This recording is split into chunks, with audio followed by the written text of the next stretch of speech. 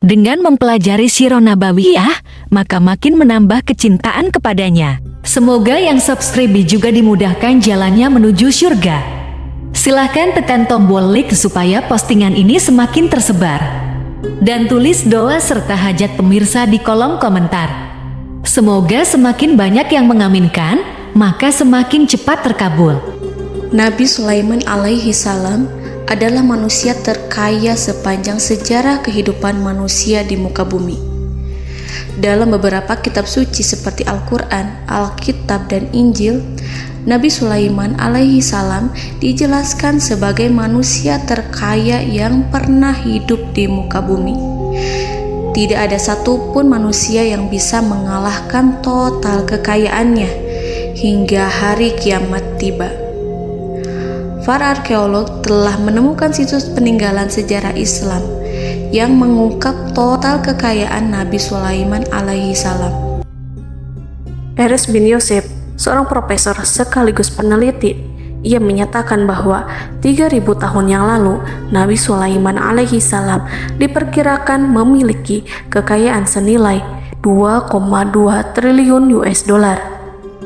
Dan apabila dikonversikan dengan nilai mata uang dolar hari ini, jika dirupiahkan, maka nilainya setara dengan 32.891.870 triliun rupiah.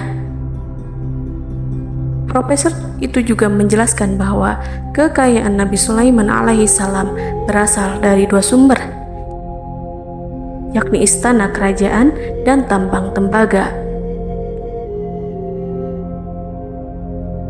Nilai itu berkali-kali lipat lebih banyak dari total kekayaan negara Indonesia yang hanya mencapai 11.454 triliun per 30 Desember 2021. Nabi Sulaiman alaihi salam memiliki beberapa mukjizat. Di antaranya adalah dapat berbicara dengan bahasa binatang. Beliau dapat memerintah mereka untuk melakukan sesuatu. Beliau juga dapat mengendalikan besar kecilnya tekanan angin dan dapat mengatur ke arah mana angin akan berhembus.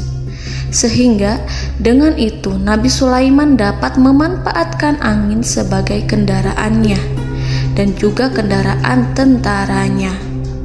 Nabi Sulaiman juga bisa melunakkan besi dan membentuknya menjadi pakaian perang yang anti tusukan senjata tajam. Nabi Sulaiman juga memimpin para jin. Mereka tunduk dan patuh pada perintah Nabi Sulaiman alaihi salam. Tidak hanya setan, iblis laknatullah yang merupakan makhluk pembangkang dapat dibuat tunduk bertekuk lutut pada perintah-perintah Nabi Sulaiman.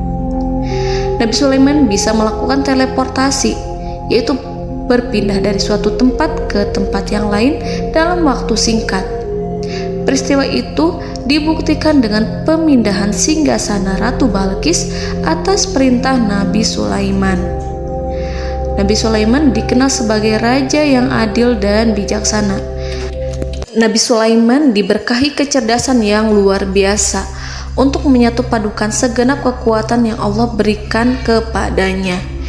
Ia mengelola dan membawa kerajaannya menjadi kekuatan raksasa yang tak terkalahkan di masanya dengan segenap kemampuan yang dimilikinya. Tentara Nabi Sulaiman adalah tentara terkuat di bumi tanpa ada yang menandingi.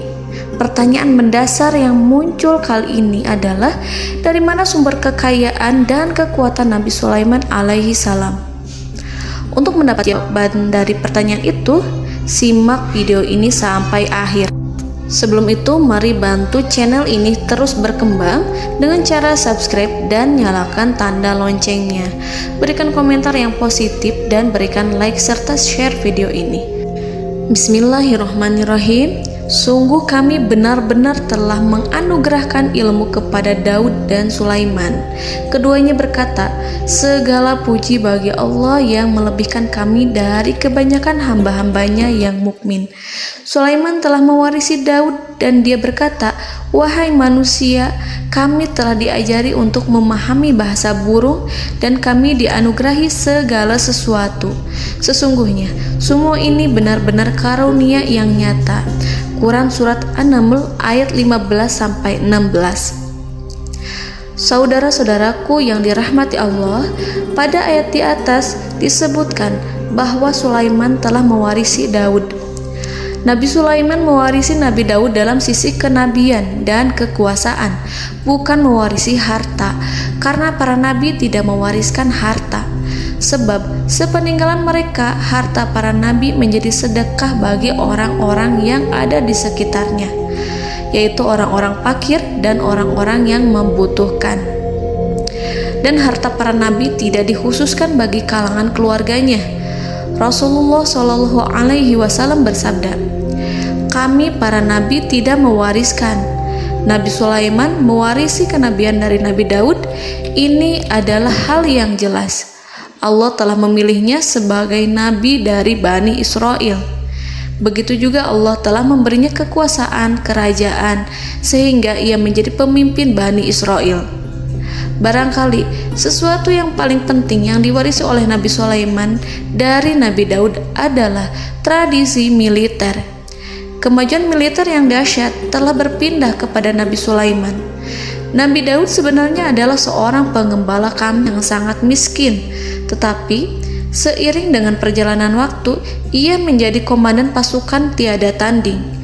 Nabi Daud alaihi salam mengetahui bahwa kekuatan hakiki yang mengatur alam semesta adalah kekuatan Allah. Ketika Nabi Daud mengulurkan tangannya dan memegang potongan batu, lalu beliau melemparkannya dengan ketepel ke arah Jalut, kepala Jalut retak dan ambruk menghantam tanah. Ini sebagai bentuk demonstrasi kekuatan darinya. Kehadiran Nabi Daud mengubah pasukan Bani Israel, di mana mereka sebelumnya lari jika berhadapan dengan musuh. Maka kini keberadaan mereka mulai diperhitungkan di masa hidupnya. Nabi Daud mengalami peperangan yang sangat banyak, tapi Al-Quran tidak menceritakan secara terperinci. Hal itu dikarenakan karena Al-Quran adalah kitab dakwah di jalan Allah, bukan kitab sejarah. Al-Quran hanya menceritakan di dalam Al-Quran surat Shad ayat 20, "Dan kami kuatkan kerajaannya, kerajaan Daud." Ayat tersebut berarti bahwa Nabi Daud belum terkalahkan dalam peperangan yang diikutinya. Di samping dukungan yang Allah berikan kepadanya, juga pasukan dan rakyatnya, di mana mereka adalah orang-orang yang bertauhid, menyerahkan diri kepada Allah. Allah Subhanahu wa Ta'ala mengajarkan kepada Nabi Daud hal-hal yang menjadikan pasukannya memiliki keistimewaan yang dengannya mereka dapat mengalahkan pasukan-pasukan lain, pasukan-pasukan besar yang ada di bumi pada saat itu. Allah Subhanahu wa Ta'ala berfirman dalam surat Saba ayat 10, "Dan kami telah melunakkan besi untuknya." Baju besi mungkin akan menjadi masalah dalam benak kita. Ketika orang-orang yang berperang, baju besi cukup mengganggu gerakan mereka. Kita bisa membayangkan ketika ada dua orang berperang, salah satu dapat bergerak bebas, sementara yang lainnya tidak leluasa bergerak karena tertahan dengan pakaiannya. Namun, dengan kekuasaan Allah, Nabi Daud dapat melunakkan besi dan membuat baju besi yang ringan, yang mudah untuk digunakan. Ini adalah kemajuan penting yang Allah berikan kepada Nabi Daud dan tentaranya. Kemajuan itu kemudian diajarkan, diwariskan dan dimiliki oleh Nabi Sulaiman alaihi salam. Nabi Sulaiman memiliki pasukan dahsyat yang melebihi pasukan manapun di bumi saat itu, atau bahkan mungkin saat ini. Bahkan Allah menambahkan karunia-Nya kepada Nabi Sulaiman yang disebutkan dalam Al-Quran surat An-Naml ayat 16. "Dan Sulaiman telah mewarisi Daud, dan dia berkata, 'Wahai manusia, kami telah diberi pengertian tentang suara burung, dan kami diberi segala sesuatu. Sesungguhnya, ini benar-benar suatu karunia yang nyata.'" Saudara-saudaraku yang dirahmati Allah, pada suatu hari Nabi Sulaiman alaihi salam menengadahkan tangannya dan berdoa kepada Allah Subhanahu wa ta'ala. Antara hati Nabi dan Allah tidak ada penghalang, tidak ada jarak, tidak ada sekatan waktu, tidak ada satupun dari para nabi yang berdoa kepada Allah kecuali doanya pasti dikabulkan. Doa Nabi Sulaiman alaihi salam direkam dalam Al-Quran surat Shad ayat 35. Nabi Sulaiman berkata, "Ya Tuhanku, ampunilah aku, anugerahkanlah kepadaku kerajaan yang tidak dimiliki oleh seorang pun sesudahku." Nabi Sulaiman menginginkan dari Allah sesuatu kerajaan yang belum pernah diperoleh oleh siapapun setelahnya. Allah Subhanahu wa ta'ala mengabulkan doa Nabi Sulaiman dan memberinya kerajaan tersebut. Nabi Sulaiman mewarisi kekuasaan, kenabian, hikmah ilmu dari Nabi Daud alaihi salam. Orang-orang menyebut Nabi Sulaiman Al-Hakim, Sulaiman yang bijaksana. Kebijaksanaan Nabi Sulaiman tidak terbatas pada keadilannya di tengah-tengah manusia dan juga kasih sayangnya kepada mereka. Namun, kebijaksanaan Nabi Sulaiman juga berlaku di kalangan burung dan binatang lainnya. Nabi Daud juga mengenal bahasa burung, tetapi Nabi Sulaiman dapat berbicara dengan bahasa burung. Bahkan, ia dapat menggantikannya sebagai pembantunya. Ketika Nabi Daud bertasbih di gunung, burung-burung serta binatang buas ikut bertasbih bersamanya. Bahkan angin pun berhenti untuk mendengarkan tasbih itu.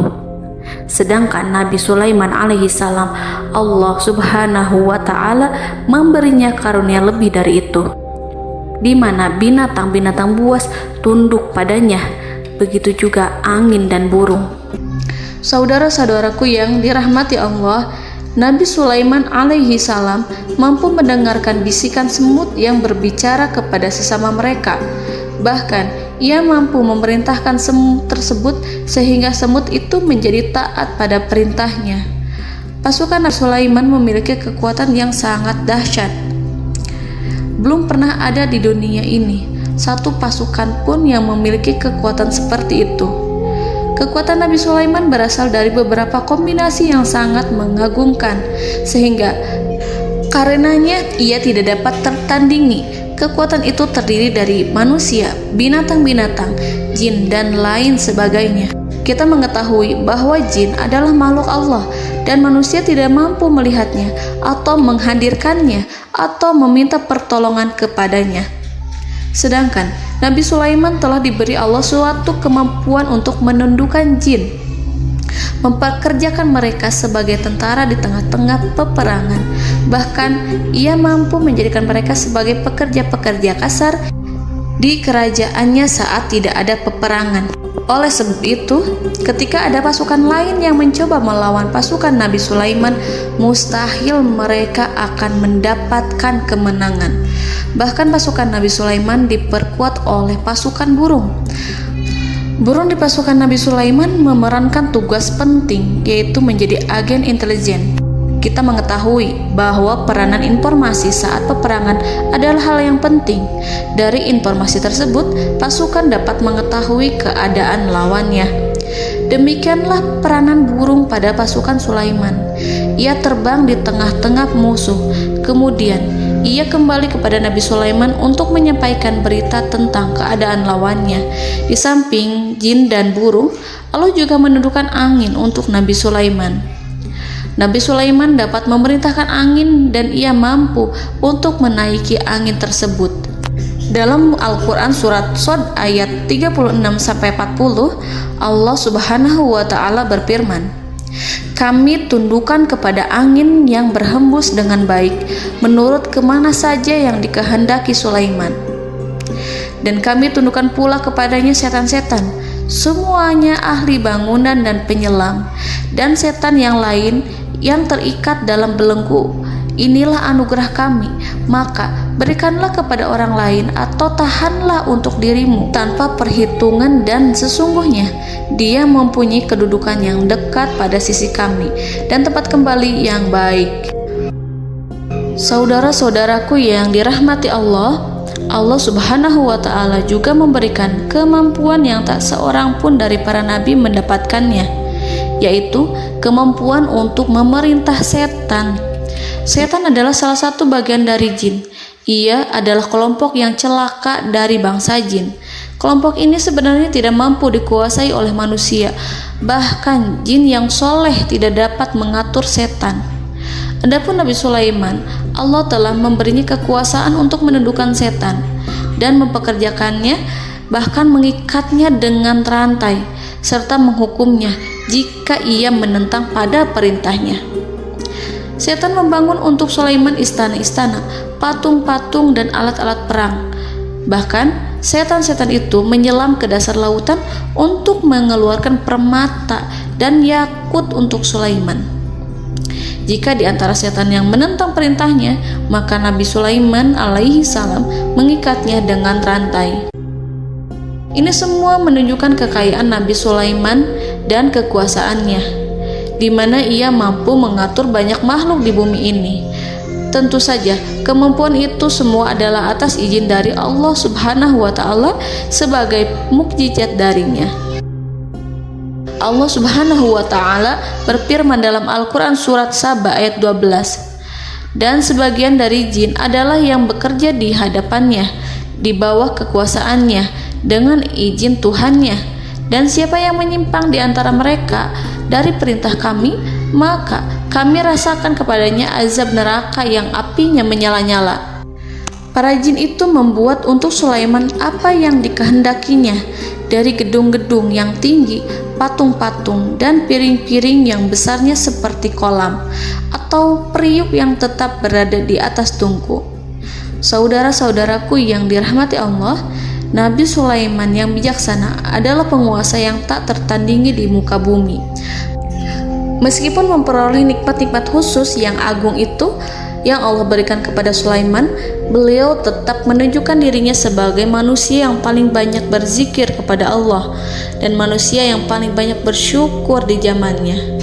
Saudara-saudaraku yang dirahmati Allah, sebagaimana Allah Subhanahu wa Ta'ala memberikan nikmat kepada ayahnya Nabi Daud alaihi salam, di mana ia mampu melunakkan besi, dan Allah mengajarinya bagaimana cara mencairkan besi, maka Nabi Sulaiman alaihi salam dapat memanfaatkan tembaga yang cair untuk peperangan. Dan juga di saat perdamaian, pada saat peperangan, beliau mencampur tembaga dengan besi dan menjadikannya perunggu. Mereka menggunakan senjata-senjata perunggu dalam peperangan seperti pedang, baju besi, dan juga pisau. Senjata-senjata ini adalah senjata yang paling kuat pada saat itu. Sedangkan di saat damai, tembaga digunakan untuk membuat bangunan, perhiasan, dan sebagainya. Meskipun Nabi Sulaiman mendapatkan nikmat yang besar dan karunia yang khusus, Allah Subhanahu wa Ta'ala mengujinya dengan suatu ujian yang dahsyat. Ujian yang akan selalu datang kepada seorang hamba yang soleh. Ketika hamba itu mendapatkan kedudukan besar, maka ujiannya pun menjadi besar. Allah Subhanahu wa Ta'ala menguji Nabi Sulaiman dengan penyakit. Diceritakan oleh Fahru Roji, Nabi Sulaiman diuji dengan suatu penyakit yang keras, di mana kedokteran saat itu tidak dapat dan tidak mampu mengatasinya. Sakitnya Nabi Sulaiman sangat keras sehingga para dokter dari kalangan manusia ataupun jin tidak mampu menghilangkan penyakit itu. Lalu burung-burung menghadirkan rumput-rumput yang dianggapnya sebagai obat, tetapi Nabi Sulaiman tak kunjung sembuh. Semakin hari penyakit Nabi Sulaiman semakin menjadi-jadi, sehingga ketika Nabi Sulaiman duduk di atas kursi, ia duduk bagaikan tubuh tanpa roh. Seakan-akan ia mati karena saking keras penyakit yang dideritanya. Sakit yang diderita oleh Nabi Sulaiman alaihi salam berlangsung sangat lama. Namun Nabi Sulaiman tidak henti-hentinya berzikir kepada Allah dan meminta kesembuhan kepadanya, serta selalu beristighfar dan mengungkapkan rasa cinta kepadanya. Selesailah ujian Allah terhadap hambanya Nabi Sulaiman. Beliau pun sembuh Nabi Sulaiman merasakan kembali kesehatannya setelah ia mengetahui segala kejayaan dan segala kekuasaan serta segala kebesarannya tidak lagi mampu menghilangkan penyakit yang dideritanya kecuali jika Allah menghendaki. Saudara-saudaraku yang dirahmati Allah, Nabi Sulaiman telah membangun tempat ibadah, tempat sujud, sehingga manusia menyembah Allah di dalamnya. Orang-orang yang membangunnya berjumlah puluhan ribu orang. Tentu setiap kelompok dari mereka memiliki pekerjaan masing-masing. Di antara mereka ada yang mencairkan tembaga, di antara mereka ada yang tukang pahat, ada yang tukang ukir, ada yang membelah batu, ada yang memotong kayu, ada yang mendatangkan rumput-rumput dari Libanon, ada yang mendatangkan emas dan menjadikannya lempengan-lempengan yang mengkilat untuk menutupi kayu serta untuk melapisi dinding-dinding. Bahkan golongan jin pun membantu membangun tempat tersebut, tentu dengan perintah dan bimbingan Nabi Sulaiman. Mereka membuat patung-patung yang besar, membuat bejana yang besar untuk tempat makan para tentara dan pekerja, yaitu bejana seperti gunung. Karena saking berat dan besarnya, mereka juga membuat tempat-tempat minum yang besarnya seperti kolam. Nabi Sulaiman mengawasi para pekerjanya dan juga mengurusi masyarakatnya, di mana beliau mengenali problem mereka dan berusaha memecahkannya. Beliau juga mengawasi pasukan dari kalangan binatang dan burung. Beliau mengetahui apabila ada satu di antara mereka yang tidak datang, kemana ia pergi serta mengapa ia pergi. Nabi Sulaiman menguasai pengetahuan itu semua. Nabi Sulaiman bukan hanya mengetahui problem tentara-tentaranya dari kalangan manusia ataupun tentaranya dari kalangan burung, namun ia juga menunjukkan kasih sayang terhadap semut, di mana beliau mendengar bisikannya dan tidak suka untuk menginjaknya. Nabi Sulaiman selalu menundukkan kepalanya ke bumi sebagai bentuk rasa rendah diri dan syukur kepada Allah. Pada suatu hari, Nabi Sulaiman alaihi salam berjalan di depan tentaranya dan tiba-tiba ia mendengar suara semut yang berkata kepada temannya dari kalangan semut. Hal itu terekam dalam Al-Quran surat An-Naml ayat 18-19. Wahai semut-semut, masuklah ke dalam sarang-sarangmu agar kamu tidak terinjak oleh Sulaiman dan tentaranya, sedangkan mereka tidak menyadarinya. Nabi Sulaiman alaihi salam tersenyum mendengar itu dan ia berdoa, "Ya Allah, ya Tuhanku, berilah aku ilham untuk tetap mensyukuri nikmat-Mu yang telah Engkau anugerahkan kepadaku dan kepada kedua orang ibu bapakku, dan untuk mengerjakan amal soleh yang Kau ridhoi, dan masukkanlah aku ke dalam rahmat-Mu, ke dalam golongan hamba-hamba-Mu yang soleh." Saudara-saudaraku yang dirahmati Allah, meskipun Nabi Sulaiman mendapatkan kekuasaan dan memiliki tentara yang besar, namun beliau menunjukkan kasih sayang terhadap bangsa semut. Beliau mendengarkan bisikannya dan melihat semut yang ada di depannya. Oleh karena itu, tak mungkin baginya untuk menginjak golongan semut itu. Nabi Sulaiman bersyukur kepada Allah telah memberinya nikmat, yaitu nikmat rahmat dan kasih sayang. Di samping itu, Nabi Sulaiman alaihi salam adalah orang paling kaya di dunia. Istananya terbuat dari kayu gaharu yang memiliki wangi harum. Istananya terbuat dari emas yang terkadang dari kristal. Beliau juga memiliki kursi besar yang terbuat dari emas dan permata. Istana Nabi Sulaiman merupakan istana yang paling besar di dunia. Nabi Sulaiman menggunakan pakaian dari emas dan permata. Meskipun demikian, Nabi Sulaiman tetap menunjukkan sebagai hamba yang berserah diri dan rendah diri di hadapan Allah Subhanahu wa Ta'ala. Nabi Sulaiman yang merendahkan diri di hadapan Allah, ia selalu sujud kepada Allah sebagaimana ayahnya yang selalu bertasbih pada Allah. Nabi Sulaiman selalu melantunkan lagu-lagu cinta ilahi dan hanya memuji Allah Subhanahu wa Ta'ala. Pada suatu hari, Nabi Sulaiman alaihi salam mengeluarkan perintah kepada pasukannya untuk bersiap-siap. Kemudian, Nabi Sulaiman keluar dan memeriksa pasukannya satu demi satu. Kelompok yang pertama adalah kelompok manusia. Nabi Sulaiman memperhatikan kesiapan mereka. Lalu Nabi Sulaiman mengeluarkan perintah-perintah kepada mereka. Kemudian Nabi Sulaiman memeriksa kelompok jin dan menyampaikan perintahnya kepada mereka. Beliau memenjarakan jin yang tampak bermalas-malasan saat bekerja. Lalu beliau memeriksa binatang dan berkata kepada mereka, apakah mereka sudah makan dengan baik? Apakah mereka tidur dengan nyenyak? Apakah ada yang mengadu pada mereka, misalkan karena penyediaan makanan yang tidak layak? Apakah ada di sana yang sakit dan lain sebagainya? Ketika Nabi Sulaiman merasa puas dengan semuanya, Nabi Sulaiman memasuki tenda tempat berkumpulnya para burung. Nabi Sulaiman alaihissalam kemudian memasuki tenda tersebut, mengamati keadaan di sekitarnya, sehingga beliau mengetahui bahwa ada satu burung yang tidak hadir, yaitu burung hudhud. Mengapa aku tidak melihat burung hudhud? Burung-burung yang lain tampak terdiam sebagai penghormatan, dan mereka mendengarkan apa yang akan dikatakan pemimpin mereka. Nabi Sulaiman mengarahkan pandangannya pada semua burung dan tidak menemukan burung hudhud di antara mereka. Tak seekor burung pun yang mengetahui keberadaannya. Burung hudhud absen pada apel wajib kali ini. Nabi Sulaiman mulai menampakkan kemarahannya. Tiba-tiba, seekor burung kecil memberanikan diri untuk berkata kepada Nabi Sulaiman, Wahai Nabi yang mulia, seharusnya Hudhud ada bersamaku kemarin untuk melaksanakan tugas penyelidikan. Ia adalah pemimpin misi itu. Namun, burung Hudhud belum datang. Oleh karena itu, aku tidak pergi bersamanya. Burung itu tampak gemetar. Nabi Sulaiman mengetahui bahwa Hudhud tidak hadir dan tak seorang pun mengetahui kemana ia pergi. Burung hudhud pergi tanpa izin terlebih dahulu. Dalam keadaan marah, Nabi Sulaiman berkata, "Sungguh aku benar-benar akan mengazabnya dengan azab yang sangat keras atau benar-benar menyembelihnya, kecuali jika ia benar-benar datang kepadaku dengan alasan yang jelas."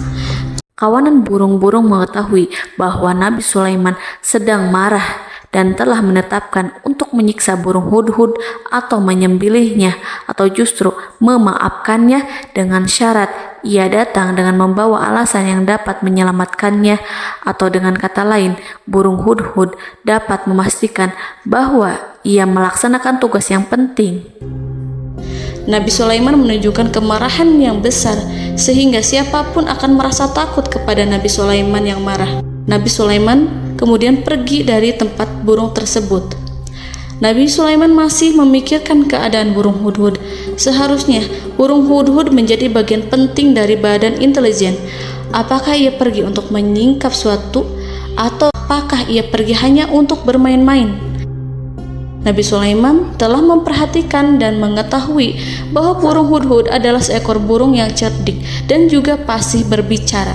Terkadang Nabi Sulaiman mendapati burung hudhud sedang bermain-main dan menunda-nunda pekerjaannya. Namun ketika Nabi Sulaiman melihatnya, burung hudhud memahami bahwa perbuatannya tidak benar. Oleh karena itu, ia tidak boleh menyampur adukan antara waktu serius dan waktu bermain. Tidak lama setelah itu, burung hudhud tiba di tempat para burung. Burung-burung yang lain berkata kepadanya, "Wahai hudhud, pergilah engkau ke tempat Nabi Sulaiman. Jika ia mengetahui bahwa engkau telah sampai, jiwamu benar-benar terancam."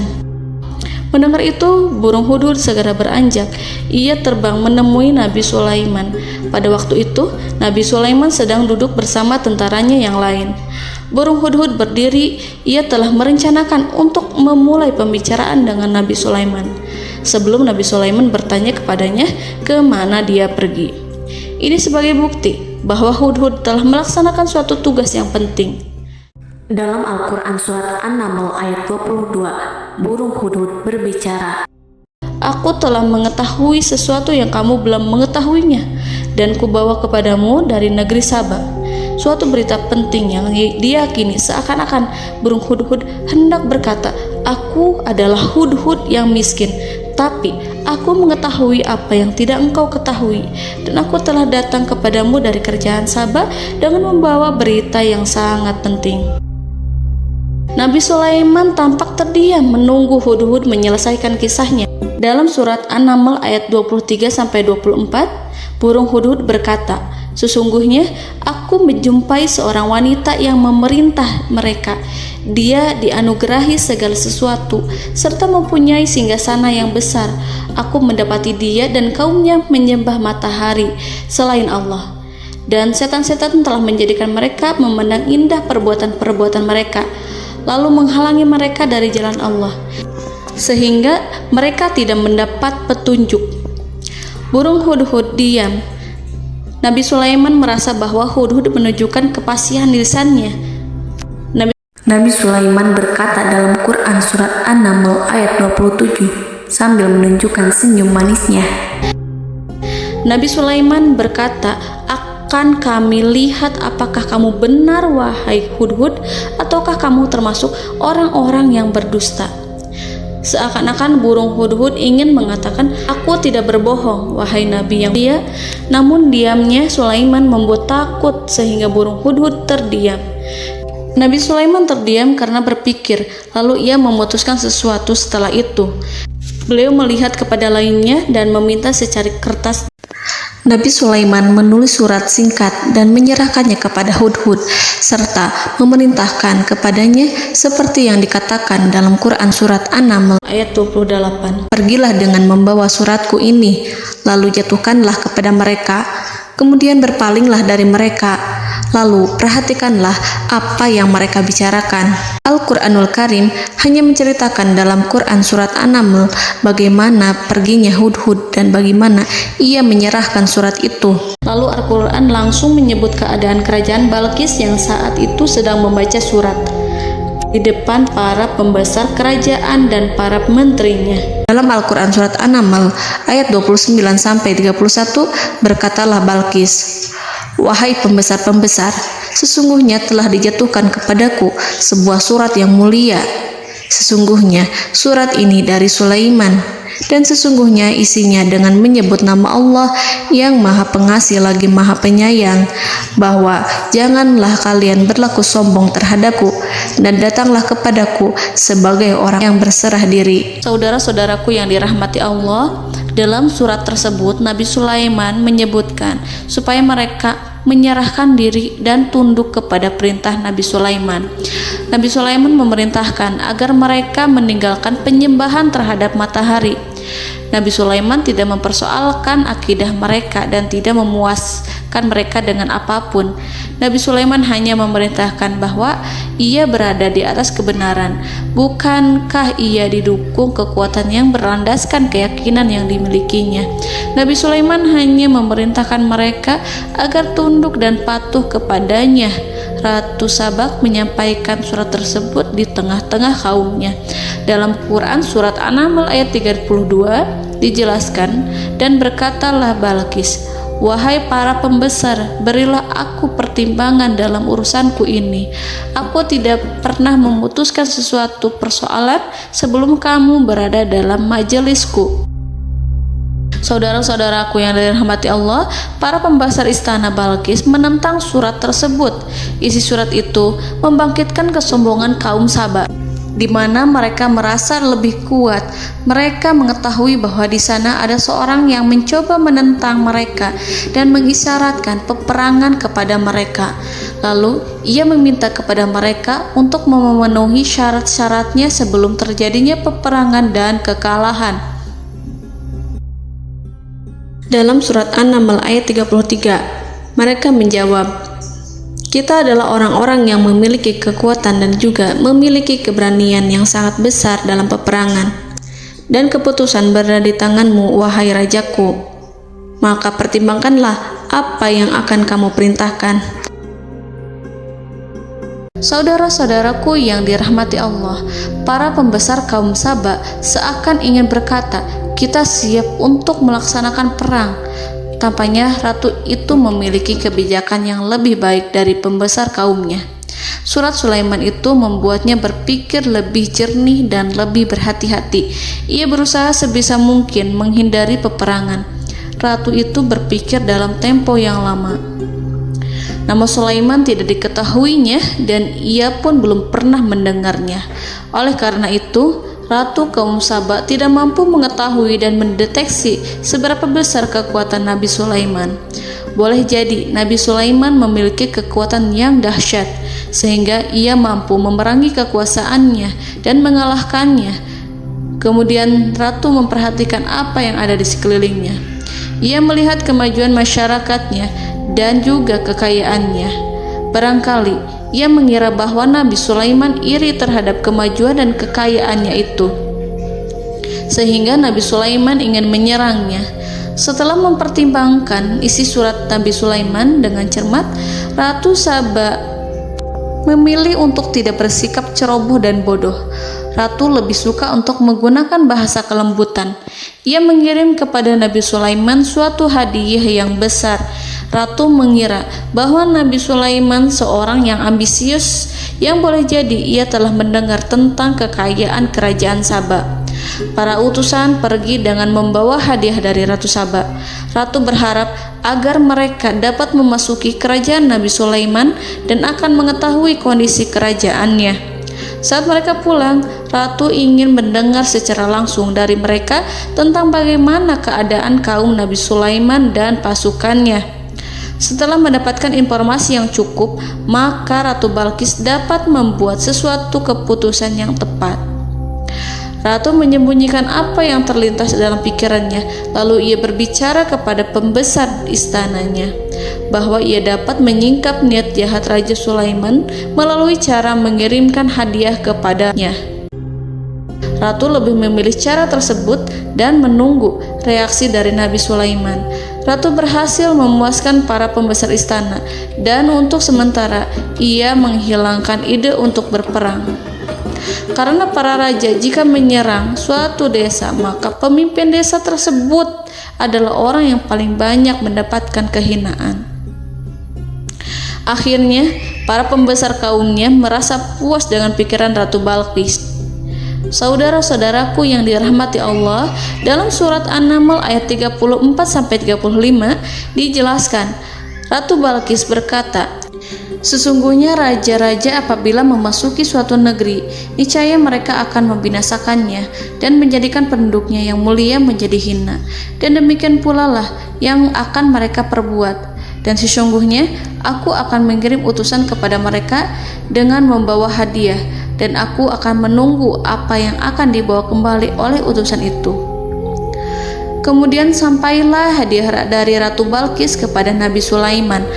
Para intelijen Nabi Sulaiman memberitahunya bahwa utusan Balqis datang dengan membawa hadiah. Nabi Sulaiman langsung mengetahui bahwa Ratu Balqis itu sengaja mengirim orang-orangnya untuk mengetahui atau untuk mendapatkan informasi tentang kekuatannya. Lalu setelah itu ia akan mengambil keputusan atau mengambil sikap kepada kerajaan Sulaiman.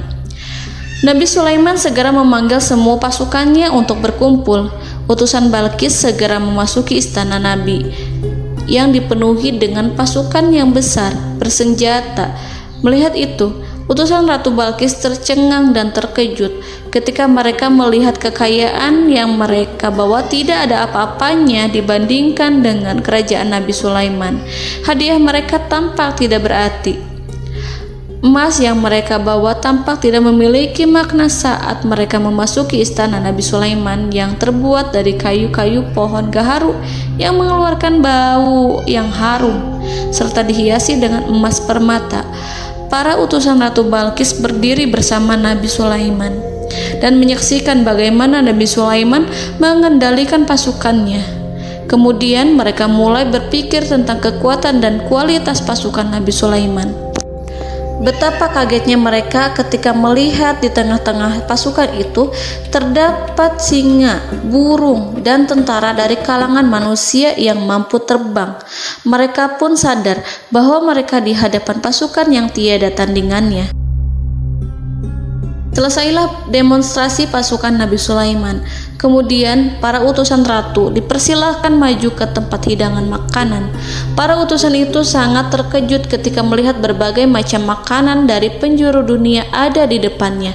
Dan di antara makanan itu terdapat pula makanan yang biasa ditemukan di negeri mereka. Tetapi mereka melihat bahwa makanan itu memiliki rasa yang lebih istimewa. Selain itu, piring-piring yang ada di depan mereka terbuat dari emas dan mereka dilayani oleh laki-laki yang berhias dengan emas. Di meja makan itu terdapat burung, ikan laut, dan berbagai macam daging yang mereka tidak mampu lagi membedakan daging apa itu. Nabi Sulaiman tidak makan bersama mereka, tapi beliau makan dengan menggunakan piring yang terbuat dari kayu. Beliau memakan roti yang kering yang dicampur dengan minyak. Inilah makanan yang dipilih Nabi Sulaiman. Makan bersama mereka dalam keadaan diam, mereka merasa kehadiran Nabi Sulaiman menciptakan suatu wibawa yang luar biasa. Selesai perjamuan itu, lalu dengan sangat malu mereka menyerahkan hadiah dari Ratu Balqis kepada Nabi Sulaiman.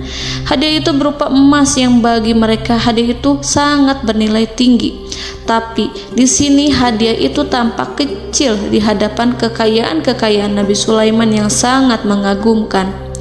Nabi Sulaiman memperhatikan hadiah dari Ratu Balqis itu dan berkata dalam Quran surat An-Naml ayat 36, "Maka apa yang diberikan Allah kepadaku lebih baik daripada apa yang diberikannya kepadamu, tetapi kamu merasa bangga dengan hadiahmu." Saudara-saudaraku, Raja Sulaiman menyingkap dengan kata-katanya yang singkat itu penolakannya terhadap hadiah mereka. Ia memberitahu utusan itu bahwa ia tidak menerima hadiah tersebut. Ia tidak merasa puas dengan hadiah itu. Yang membuatnya puas hanyalah, "Janganlah kalian berlaku sombong terhadapku dan datanglah kepadaku sebagai orang-orang yang berserah diri." Lalu Nabi Sulaiman berkata kepada mereka dengan pelan. Hal itu diabadikan dalam Al-Quran surat An-Naml ayat 37. "Kembalilah kepada mereka. Sungguh kami akan mendatangi mereka dengan bala tentara yang mereka tidak kuasa melawannya.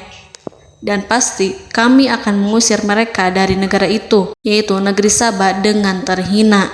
Dan mereka akan menjadi tawanan-tawanan yang hina." Saudara-saudaraku yang dirahmati Allah, Nabi Sulaiman kemudian meninggalkan para utusan ratu setelah terlebih dahulu mengancam mereka. Para utusan itu berharap agar Nabi Sulaiman mau menunggu kunjungan Ratu Balqis yang akan membawa misi perdamaian.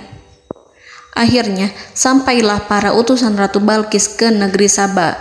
Mereka segera menuju istana sang ratu. Mereka memberitahu bahwa negeri mereka ada di ujung tanduk. Mereka menceritakan kepada ratu tentang kekuatan Nabi Sulaiman dan tidak mungkin bagi mereka mampu melawannya. Mereka meyakinkan Ratu Balqis bahwa ia harus mengunjunginya dan melihat sendiri bagaimana kebesaran kerajaan Nabi Sulaiman. Kemudian Ratu Balqis menyiapkan dirinya untuk pergi menuju kerajaan Nabi Sulaiman. Nabi Sulaiman duduk di kursi kerajaan di tengah-tengah para pembesarnya dan para menterinya, serta para komandan pasukannya. Beliau berpikir tentang sosok Balqis. Nabi Sulaiman mengetahui bahwa Balqis menuju tempatnya. Balqis dikelilingi rasa takut. Nabi Sulaiman berpikir sejenak tentang bagaimana matahari disembah. Ia memikirkan bagaimana informasi yang diterima oleh intelijennya tentang kemajuan kerajaan Balqis dalam bidang kesenian dan ilmu pengetahuan. Nabi Sulaiman bertanya kepada dirinya sendiri, apakah kemajuan menjadi penghalang untuk mengetahui kebenaran? Apakah ratu itu senang dengan kekuatan yang dicapainya? Dan ia membayangkan bahwa kekuatannya adalah segalanya. Dengan kemajuan yang dimilikinya, Nabi Sulaiman ingin membuat kejutan agar ratu mengetahui bahwa Islam yang diyakini oleh Nabi Sulaiman adalah satu-satunya yang mampu mendatangkan kemajuan dan kekuatan yang hakiki, sehingga ia dapat membandingkan antara keyakinannya dalam menyembah matahari beserta kemajuan yang dicapainya dengan keyakinan Nabi Sulaiman beserta kemajuan yang diraihnya. Saudara-saudaraku yang dirahmati Allah, para mata-mata Nabi Sulaiman telah memberitahunya bahwa hal yang sangat disegani dan dikagumi oleh kaum Balqis adalah kerajaan Saba, yaitu singgasana Ratu Balqis.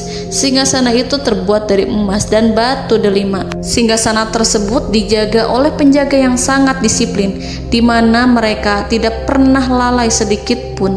Oleh karena itu, sangat tepat apabila Nabi Sulaiman menghadirkan singgasananya di sini, di kerajaannya.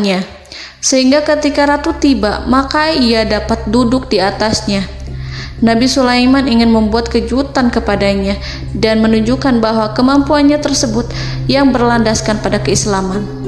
Nabi Sulaiman melakukan yang demikian itu dengan harapan agar si ratu tunduk kepadanya. Ide itu terlintas dalam diri Nabi Sulaiman. Lalu ia mengangkat kepalanya dan menoleh kepada anak buahnya. Hal itu diabadikan dalam Quran Surat An-Naml ayat 38. Wahai para pembesar, siapakah di antara kamu sekalian yang sanggup membawa singgasananya kepadaku sebelum mereka datang kepadaku sebagai orang-orang yang berserah diri? Saudara-saudaraku, perhatikanlah ungkapan pikiran Nabi Sulaiman tersebut.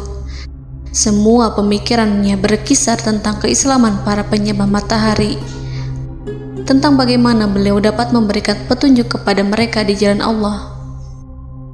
Yang pertama menjawab pertanyaan Nabi Sulaiman adalah jin Ifrit.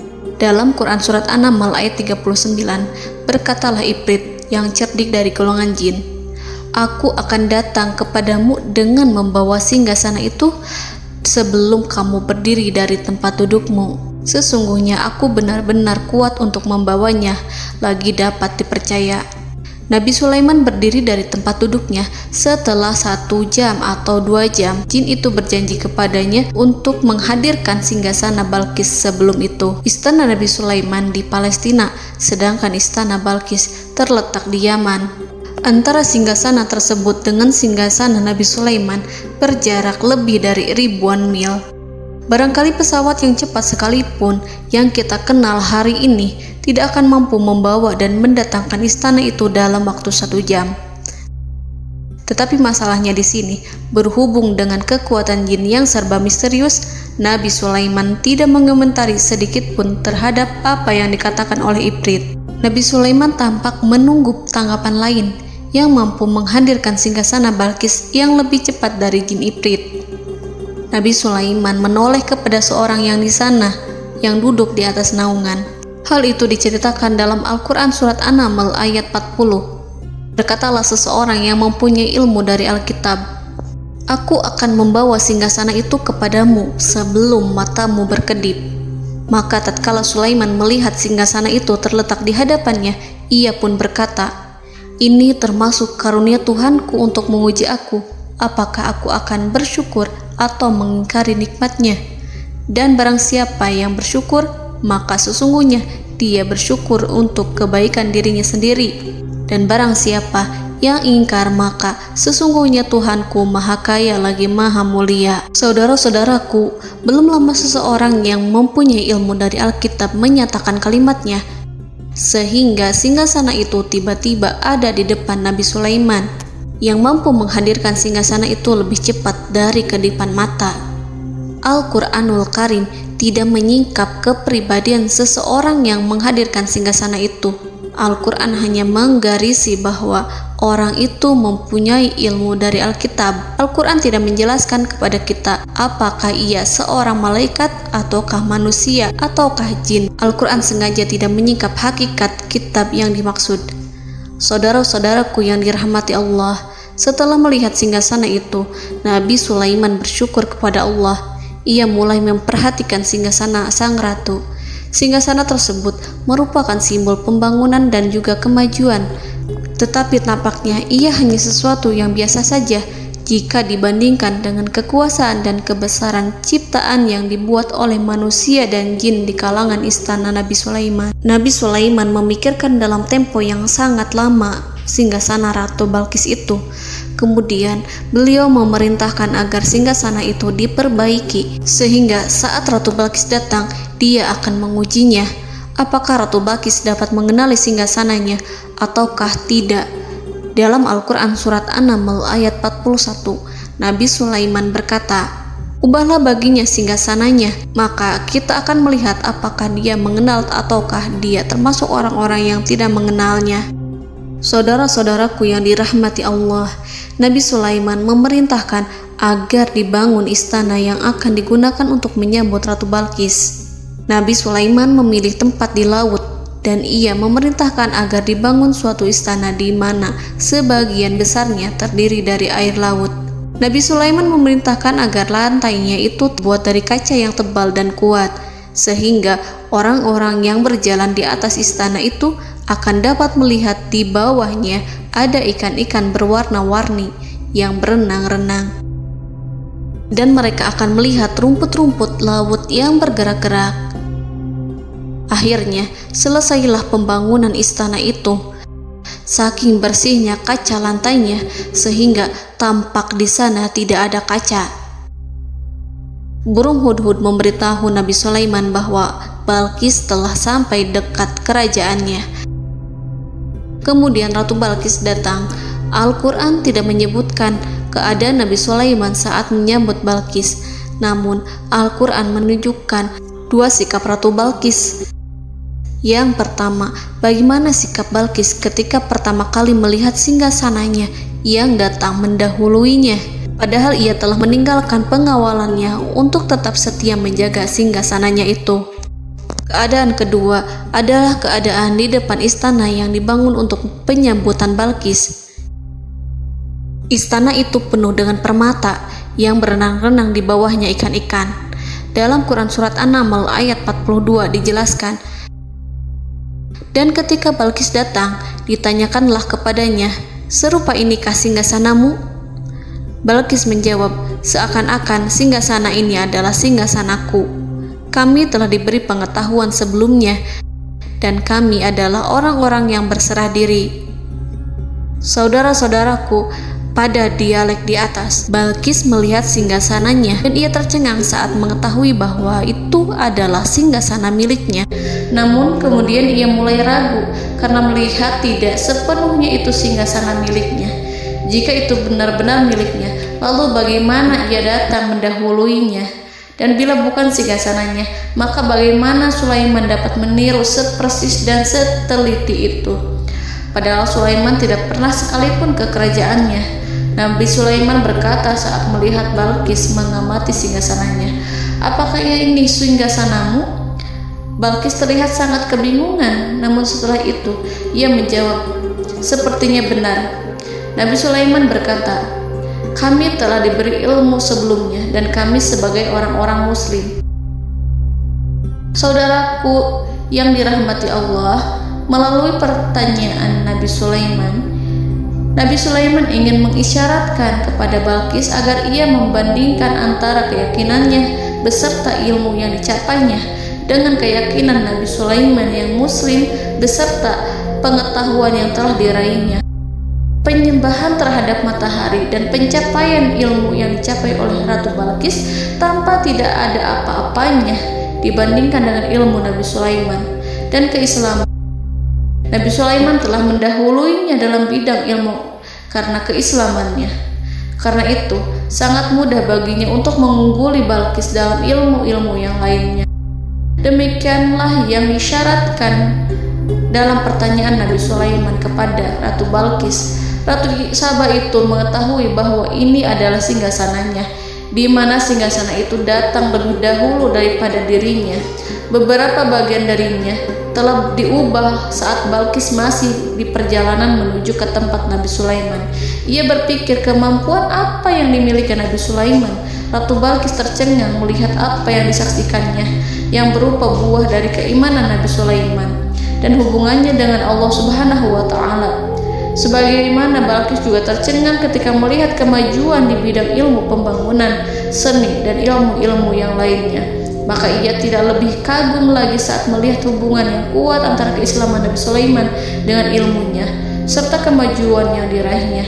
Dalam Al-Quran Surat An-Naml ayat 43 dijelaskan, dan apa yang disembahnya selama ini selain Allah mencegahnya untuk melahirkan keislamannya, karena sesungguhnya ia terdahulu termasuk orang-orang yang kafir. Saudara-saudaraku yang dirahmati Allah, berguncanglah dalam benak Balkis ribuan hal ketika melihat keyakinan kaumnya runtuh di hadapan Nabi Sulaiman. Ia menyadari matahari yang disembahnya hanya merupakan ciptaan Allah, dan Allah lah yang menggerakkannya untuk hamba-hambanya. Lalu terbitlah matahari kebenaran dalam dirinya. Hatinya diterangi oleh cahaya baru yang tidak akan tenggelam seperti tenggelamnya matahari. Masa keislamannya hanya menunggu waktu. Ratu Balqis memilih waktu yang tepat untuk mengumumkan keislamannya. Allah Subhanahu wa Ta'ala berfirman dalam Quran Surat An-Naml ayat 44. Dikatakan kepadanya, masuklah ke dalam istana. Maka tatkala ia melihat lantai istana itu, dikiranya kolam air yang besar dan disingkapnya 2 betisnya. Berkatalah Sulaiman, sesungguhnya ia adalah istana licin yang terbuat dari kaca.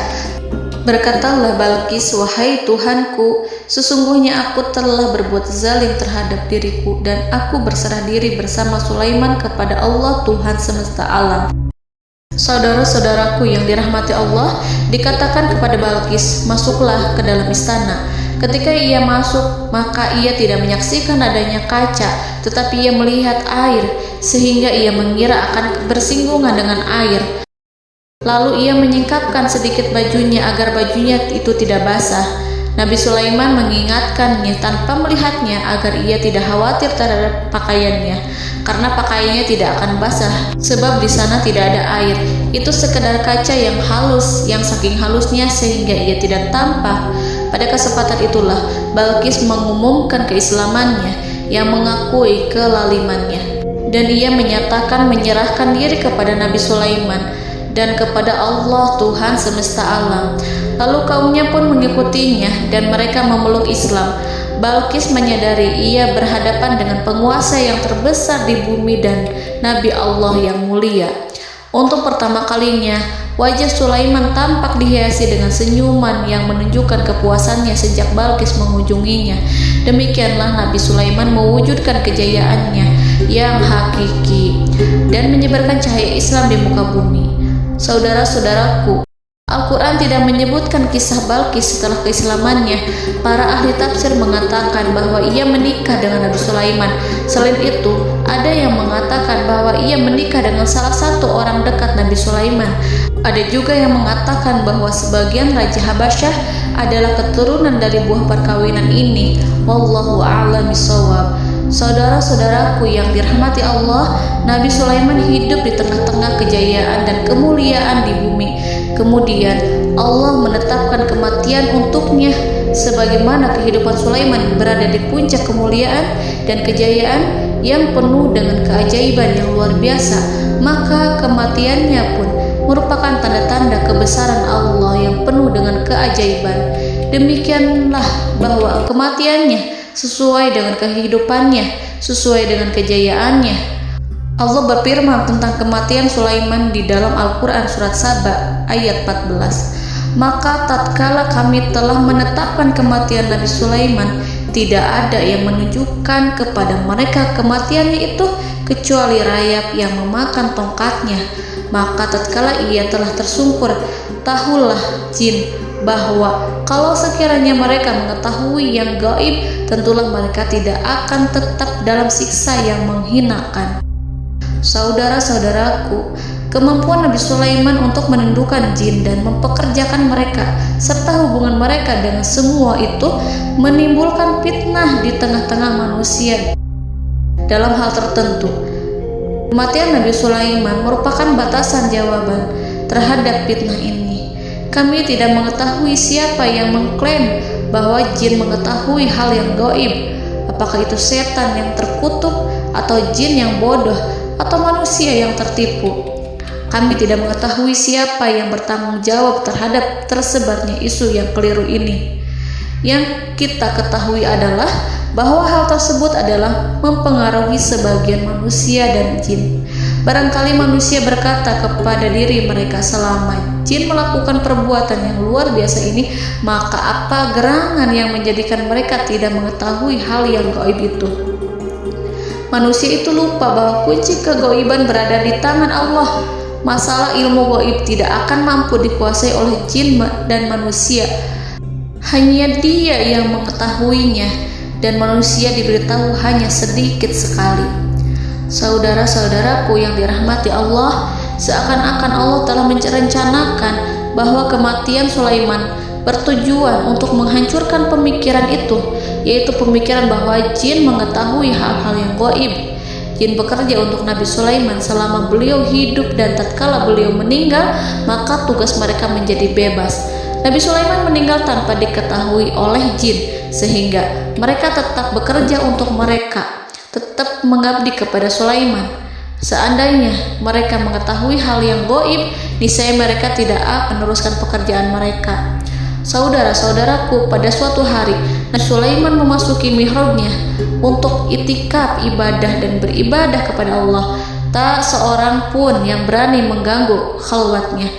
Mihrab Sulaiman terletak di puncak gunung dan dindingnya terbuat dari permata.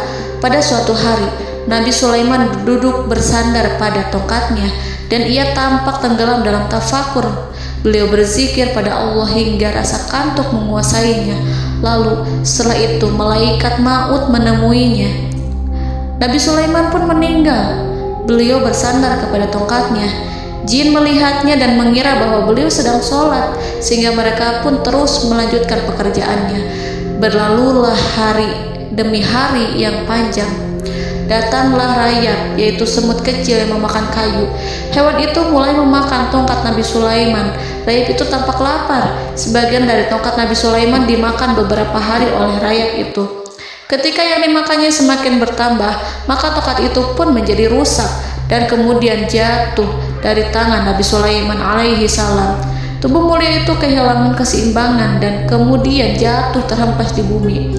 Tatkala tubuh suci itu tersungkur, maka manusia segera menuju ke arahnya. Mereka menyadari dan mengetahui bahwa Nabi Sulaiman telah meninggal dalam waktu yang lama. Jin menyadari bahwa mereka tidak mengetahui hal yang gaib, dan manusia pun mengetahui hakikat ini. Seandainya jin mengetahui hal yang gaib, niscaya ia tidak akan meneruskan siksa yang hina. Mereka tidak akan bekerja kepada Sulaiman. Demikianlah Nabi Sulaiman alaihi salam meninggal dalam keadaan duduk dan sholat di mihrabnya. Lalu berita itu tersebar bagaikan api di bumi. Manusia, burung, dan binatang buas mengantarkan jenazah Nabi Sulaiman. Sekawanan burung tampak sedih dan menangis. Semua makhluk bersedih. Akhirnya tak seorang pun mengetahui bahasa burung di bumi. Meninggallah seorang yang memahami pembicaraan burung, binatang-binatang, jin, dan lain sebagainya. Burung-burung itu berkata, betapa beratnya kehidupan di tengah orang-orang yang tidak mengetahui pembicaraan kita. Allahu a'lam.